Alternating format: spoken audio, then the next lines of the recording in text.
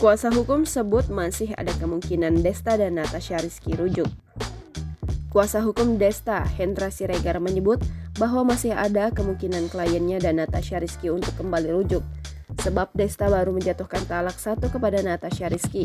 Diketahui Desta menjalani pembacaan ikrar talak yang diwakili Hendra Siregar di Pengadilan Agama Jakarta Selatan, Senin 10 Juli 2023.